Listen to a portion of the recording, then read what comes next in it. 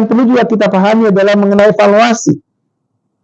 Kalau di Permeristek Dikti nomor 62 Ibu Bapak tahun 2016 pasal 5 ayat 2 menyatakan bahwa evaluasi pelaksanaan standar sebagaimana dimaksud di ayat 1. Jadi di ayat 1 itu kan ada siklus SPB-nya, penetapan, pelaksanaan, evaluasi pelaksanaan.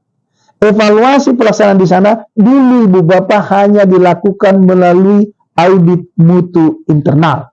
Audit mutu internal. Sekarang Ibu Bapak di Permendikbudristek 53 diatur di pasalnya yang ke-68 ayat 2. Kata evaluasi pelaksanaan standar itu kalau kita baca di ayat 1, evaluasi pemenuhan, tidak lagi evaluasi pelaksanaan.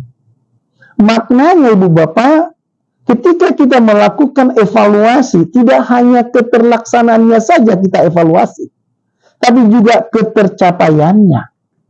Ini yang selama ini selalu saya sampaikan, inspirasi ke teman-teman, mengenai kedalaman dan keluasan audit mutu internal seyogianya. Jangan hanya mengevaluasi keterlaksanaan, tapi juga harus mengevaluasi ketercapaian. Makanya dulu saya katakan, audit mutu internal seharusnya dilaksanakan untuk memeriksa keterlaksanaan standarnya dan ketercapaian indikator dan capaian kerjanya. Itu Bapak Ibu. Di Permendikbudristek 53, menurut hemat saya, itulah makna yang dikandung dalam pengertian evaluasi pemenuhan standar. Yang sangat menarik lagi Bapak Ibu, di Permendikbud 53 ini, dulu Bapak Ibu tidak diatur masalah periode pelaksanaan AMI-nya. Makanya dulu dalam setiap pertemuan selalu saya katakan Ibu Bapak adalah audit mutu internal adalah suatu proses pemeriksaan atau pencocokan antara standar yang dilihat dari keterlaksanaan dan ketercapaian secara periodik. Secara periodik. Jadi jelas ada keberkalaannya. Hanya dulu Bapak ditanyakan. Karena memang nggak diatur di dalam Permendikbud nomor 62 Ibu Bapak ya. Sekarang Bapak dikatakan berkala. Tinggal kita sekarang menentukan keberkalaannya. Apakah semesteran, apakah tahunan.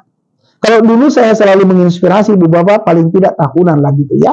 Kalaupun tidak mampu membuat 1 kali 1 tahun paling tidak lah, jangan sampai lebih dari 2 tahun. Secara berkala itu silakan ditentukan. Dan mekanisme evaluasi pemenuhan Ibu Bapak tidak lagi hanya AMI. Sekarang kita diberi berbagai banyak metodenya. Boleh melalui pemantauan, evaluasi diri, audit mutu internal tetap disebut, dan asesmen, atau bahkan dengan cara lain yang Ibu Bapak tetapkan. Intinya sederhana Ibu Bapak, kita harus melakukan proses evaluasi pemenuhan standar. Evaluasi pemenuhan standar. Yang mana ini berbeda maknanya dengan yang diatur di Permeristek Dikti 62 evaluasi pelaksanaan. Itu interpretasi akademik saya. Evaluasi pemenuhan standar itu jauh lebih dalam dibandingkan dengan evaluasi pelaksanaan standar. Aspek berikutnya Bu Bapak adalah terkait dengan yang kita sebut namanya dengan siapakah yang melakukan evaluasi tersebut. Di Permeristek Dikti nomor 62 Ibu Bapak itu tidak diatur sama sekali. Tapi sekarang Ibu Bapak diatur Ibu Bapak. Di Permendikbudristek nomor 53 tahun 2023 sebagaimana diatur di pasal 68 ayat 3 dinyatakan dengan tegas Bapak Ibu. Pihak yang bertanggung jawab untuk melaksanakan evaluasi pemenuhan standar pendidikan tinggi itu Ibu Bapak itu dilaksanakan oleh pejabat atau dosen.